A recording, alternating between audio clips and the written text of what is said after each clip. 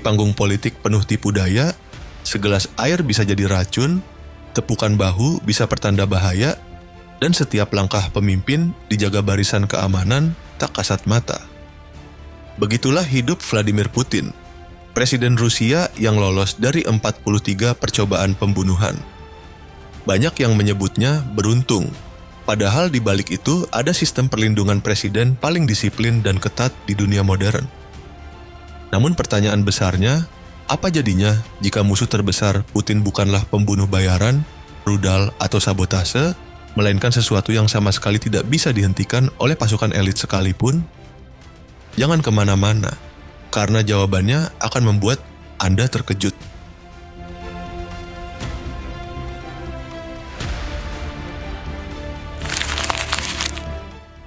Setiap perjalanan, Putin bukan sekadar berpindah tempat, melainkan sebuah operasi militer penuh skenario. Setiap kali ia bergerak, disiapkan sedikitnya 3 rute berbeda, dan tak seorang pun tahu jalur mana yang benar-benar akan dipilih hingga detik terakhir. Bahkan, terkadang rute yang terlihat paling masuk akal dibiarkan kosong sebagai umpan. Sementara sang presiden justru melintas di jalur yang sama sekali tak disangka. Untuk perjalanan darat, Putin dikawal konvoi kendaraan anti peluru. Mobil kepresidenannya, Aurus Senat, tak hanya tahan peluru, tapi juga ledakan ranjau hingga serangan kimia. Di dalamnya, ada oksigen cadangan dan sistem komunikasi khusus yang bisa memerintahkan serangan nuklir bila negara genting. Kendaraan pendamping membawa penembak jitu, tim medis darurat, hingga perangkat jamming yang mampu melumpuhkan sinyal bom rakitan di jalur. Namun tidak semua pergerakan dilakukan lewat jalan raya. Putin juga dikenal menggunakan Ghost Train, sebuah kereta khusus tanpa tanda resmi yang bergerak senyap dengan pengamanan ketat. Jalurnya dirahasiakan, menjadikannya pilihan utama ketika perjalanan udara dianggap terlalu berisiko. Sedangkan untuk penerbangan, Putin memiliki IL-96300PU, pesawat kepresidenan yang sering dijuluki pesawat kiamat karena mampu berfungsi sebagai pusat komando perang nuklir di udara.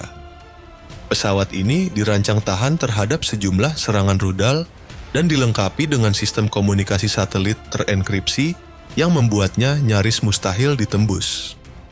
Saat Putin tiba di lokasi, area pendaratan dan titik berhenti selalu dipagari keamanan berlapis. Pasukan darat, udara, dan intelijen bekerja serentak memastikan tak ada celah. Semua dirancang agar musuh tak pernah tahu posisi presiden, sering baru sadar setelah ia pergi. Dengan prosedur seketat ini, bukan hanya membunuh Putin yang nyaris mustahil, sekadar menebak keberadaannya pun seperti mencari jarum di tumpukan jerami yang terus bergerak.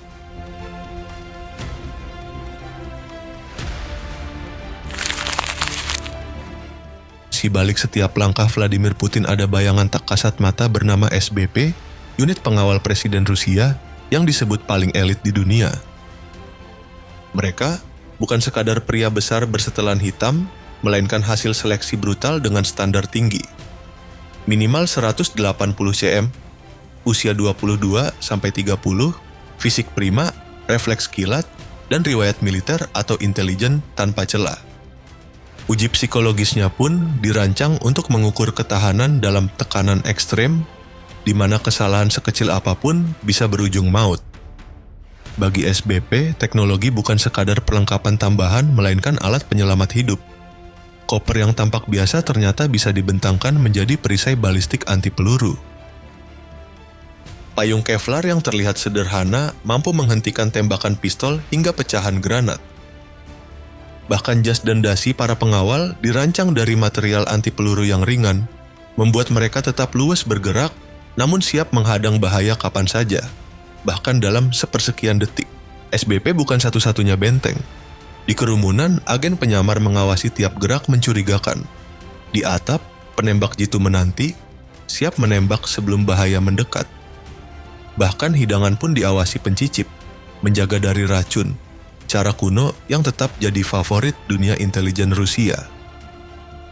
Seluruh sistem bekerja bak orkestra, tiap elemen tahu kapan harus bergerak.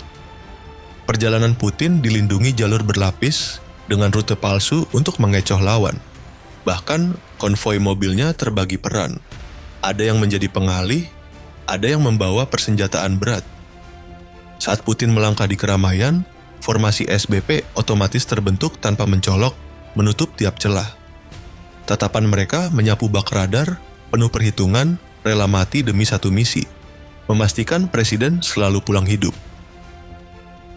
Di dunia yang dipenuhi ancaman tersembunyi, sistem keamanan berlapis inilah yang menjadi alasan mengapa dari puluhan percobaan pembunuhan terhadap Putin, tidak ada satupun yang berhasil menembus pertahanannya.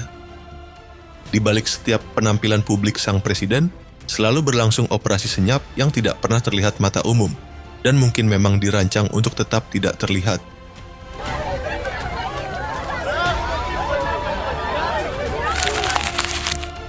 Dengan disiplin baja serta naluri bertahan hidup yang ditempa sejak masa dinasnya sebagai agen KGB, Vladimir Putin tumbuh menjadi sosok yang bukan hanya mengendalikan Rusia, tetapi juga terbiasa hidup berdampingan dengan ancaman mematikan setiap hari. Ia tercatat telah selamat dari puluhan rencana pembunuhan, beberapa di antaranya begitu nyaris berhasil hingga hanya berjarak selangkah dari tragedi besar. Yang pertama terungkap terjadi pada tahun 2003 di London. Saat itu, polisi anti-teror Inggris menangkap 2 warga Rusia yang diduga menyiapkan serangan sniper ketika Putin melakukan kunjungan resmi.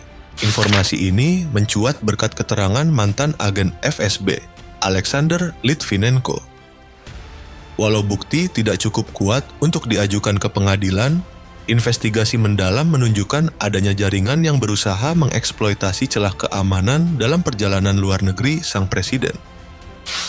Namun bahkan sebelum itu, pada awal 2002, intelijen Rusia berhasil menggagalkan sebuah rencana pembunuhan saat kunjungan Putin ke Azerbaijan. Seorang pria asal Irak dengan keterkaitan ke kelompok militan Afghanistan dan pemberontak Chechnya ditangkap setelah diduga berencana mengirim bahan peledak ke seorang kaki tangannya. Berkat informasi yang cepat diolah, kedua pelaku berhasil ditangkap dan dijatuhi hukuman penjara selama 10 tahun. November 2002, skenario lain mencuat. Putin dijadwalkan melewati jalan tol dekat Kremlin saat beberapa orang tampak memasang rambu palsu. Tak lama, media melaporkan 40 kg bahan peledak ditemukan di lokasi itu. Namun misteriusnya segera lenyap. Rute presiden pun dialihkan, sementara otoritas bungkam dan bahkan sempat membantah, menambah kabut misteri atas upaya pembunuhan ini. Tahun 2012, Dinas Keamanan Ukraina dan Rusia menggagalkan rencana pembunuhan di Odessa. 2 warga Chechnya, Ilya Pianzin dan Adam Osmayev, mengaku disewa militan Doku Umarov untuk menanam ranjau di Jalan Kutuzovsky, jalur rutin konvoi Putin di Moskow.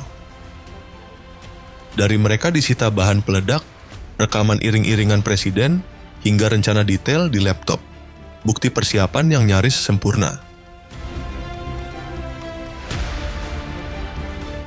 Lompatan waktu membawa kita ke tahun 2023. Dunia dikejutkan oleh serangan drone terhadap Kremlin yang rekamannya tersebar luas di internet. Video itu memperlihatkan ledakan di udara dengan kepulan asap mengepul hanya beberapa langkah dari kompleks istana kepresidenan. Rusia mengklaim drone berhasil ditembak jatuh sebelum mencapai target, tetapi insiden ini memberi peringatan jelas. Ancaman udara kini resmi masuk dalam daftar skenario pembunuhan terhadap Putin. Mei 2025, ancaman datang kian dekat.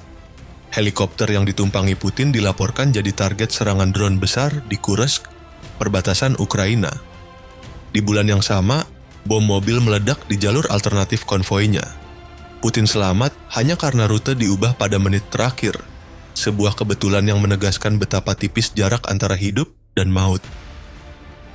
Di Rusia, percobaan membunuh presiden dianggap pengkhianatan tertinggi. Hukuman teringan adalah seumur hidup, banyak kasus malah berakhir dengan pelaku hilang atau tewas dalam baku tembak.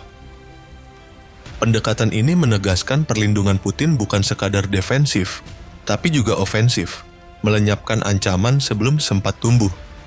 Rangkaian peristiwa ini membuktikan ancaman terhadap Putin nyata. Namun hingga kini, perpaduan intelijen cerdas, teknologi unggul, dan protokol keamanan ketat selalu membuat tiap upaya pembunuhan berakhir gagal.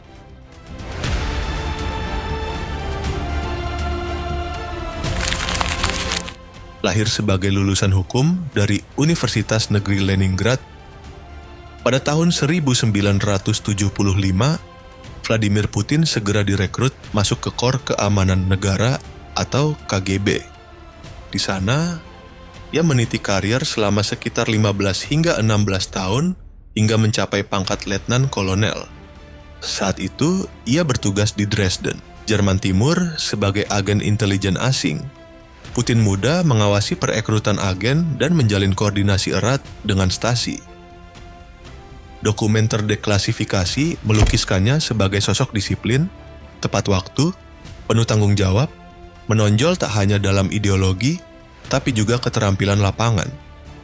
Setelah bubarnya Uni Soviet pada tahun 1991, Vladimir Putin resmi mengundurkan diri dari KGB dan memilih jalur baru di dunia politik.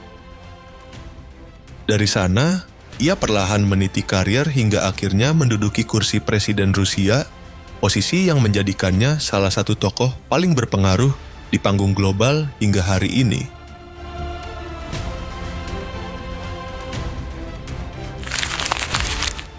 Di tengah bayang-bayang percobaan pembunuhan, intrik intelijen, dan konspirasi politik, ada satu lawan yang tak bisa ditembak sniper ataupun dihentikan pasukan elit: kesehatan Putin sendiri.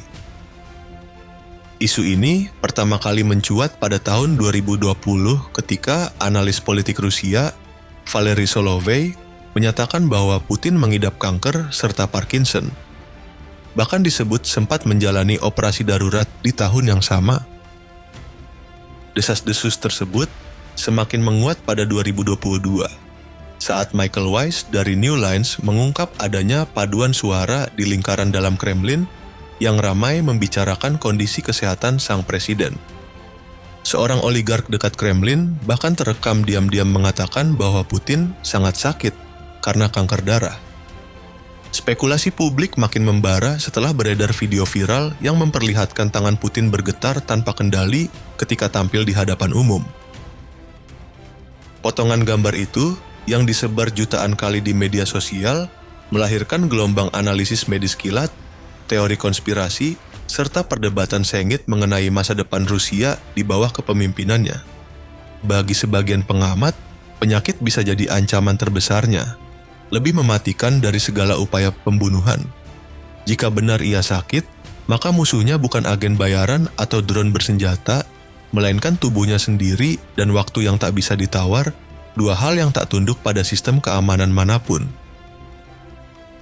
Dari puluhan percobaan, ranjau konvoi, bom mobil, serangan drone, hingga sniper lintas negara, Putin selamat bukan karena nasib baik, melainkan mesin keamanan yang nyaris tanpa celah.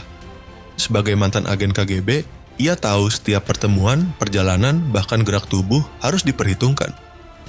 Namun teori konspirasi tetap hidup, termasuk klaim bahwa suatu hari ia akan dibunuh di Alaska dalam jebakan barat bersama Donald Trump, skenario yang disebut bisa memicu Dead Hand, sistem nuklir otomatis Rusia. Faktanya, hingga kini ia masih berdiri tegak. Bukti disiplin ekstrem, perencanaan ketat, dan insting bertahan hidup yang tak pernah padam.